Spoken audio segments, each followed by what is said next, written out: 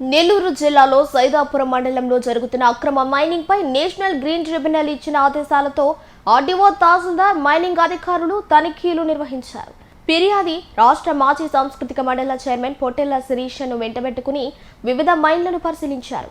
ఈ సందర్భంగా ఒక్కొక్క మైన్ దగ్గర 10 నిమిషాల పాటు ఆర్డీఓ ఉన్నారు. పరిశీలన చేపట్టారు. నెల్లూరు ఆర్డీఓ అనుష, సైదాపురం తహసీల్దార్, మైనింగ్ అధికారులు తదితరులు ఈ కార్యక్రమంలో ఉన్నారు. ఈ పరిశీలన అనంతరం ఎన్జీటీకి అధికారులు జరుగుతున్న తంతులను నివేదిక ఇవ్వాల్సి ఉంటుంది.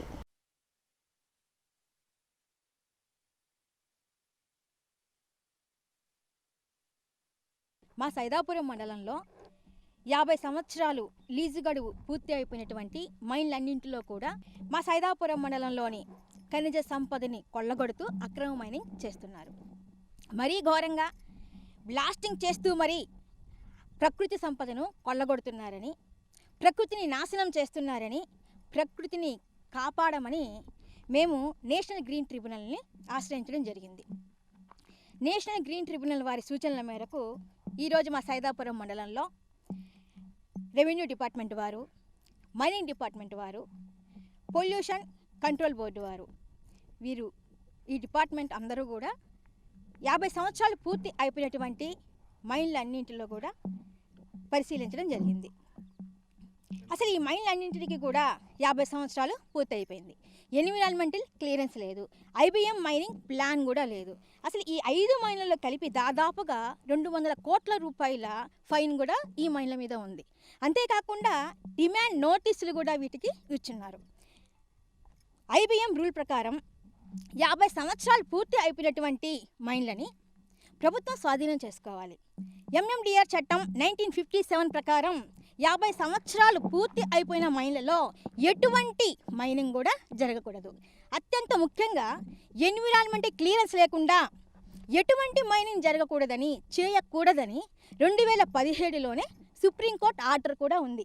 అయినా సరే ఎటువంటి రూల్స్ని పాటించకుండా ఈ దోపిడీ దొంగలు మా సైదాపురం మండలంలోని ఖనిజ సంపదని కొల్లగొడుతున్నారు.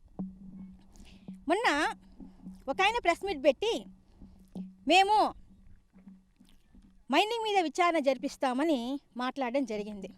జరిపించండి, ఈ 5 మైన్లలో ఖచ్చితంగా విచారణ జరిపించండి. ఇంతకుముందు మీరు కూడా చూస్తున్నారు, సిద్ధి వినాయక మైన్ ఇక్కడ మీరే కదా, అటవీ భూములతో సైతం తవ్వి మరి దోచేసింది మీరే కదా. ఈ సిద్ధి వినాయక మైన్లో జరిపించండి ఈ మైనింగ్ పైన విచారణ. ఇప్పుడు కూడా ఈ సిద్ధి వినాయక మైన్లో మీరందరూ కూడా చూస్తున్నారు, వాటర్ని పంపింగ్ చేస్తున్నారు. 50 సంవత్సరాలు పూర్తి అయిపోయినటువంటి మైన్లలో పంపింగ్ చేయాల్సిన అవసరం ఏముంది? వీరికి అక్రమ మైనింగ్ చేసే ఉద్దేశం లేనప్పుడు అక్కడ వాటర్ పంపింగ్ ఎందుకు జరుగుతున్నట్టు? మీరు మీడియా ముందు ఉత్తర కుమారుడి ప్రగల్భాలు పలకడం కాదు, మీకు చిత్తశుద్ధి ఉంటే ఈ సిద్ధి వినాయక మైన్ మీద విచారణ జరిపించండి. వీరు మేము ఫ్యాక్టరీ కడతామని అరచేతులు వైకుంఠాన్ని చూపిస్తూ వీళ్ళు మాత్రం మా సైదాపురం మండలంలోని క్వాడ్జి మొత్తాన్ని చైనాకి అమ్మేసుకొని వేల కోట్ల రూపాయలని సంపాదించుకుంటున్నారు. ఇవన్నీ తెలిసి కూడా మైనింగ్ వ్యవస్థ నిమ్మకు నీరెత్తినట్లుగా ఉంది అంటే ఈ జిల్లాలో మైనింగ్ వ్యవస్థ ఉందా లేదా అన్న అనుమానం కలుగుతుంది.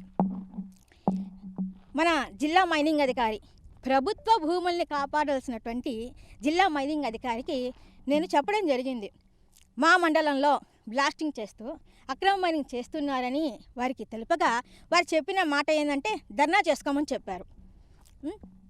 మరొక ముఖ్యమైన విషయం, ఇప్పుడు మనం చూస్తూనే ఉన్నాం పద్మావతి మైన్. ఈ పద్మావతి మైన్కి కూడా 50 సంవత్సరాలు పూర్తయిపోయింది.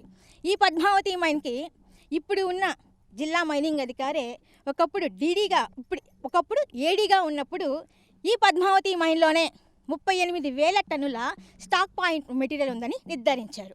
ఆ తర్వాత డీడీ హోదాలో ఇదే పద్మావతి మైన్లో మరలా సర్వే చేసి 1,25,000 టన్నుల స్టాక్ పాయింట్లో మెటీరియల్ ఉందని నిర్ధారించారు. ఒకే అధికారి ఏడీగా ఉన్నప్పుడు ఒక రిపోర్టు, డీడీగా ఉన్నప్పుడు ఒక రిపోర్టు.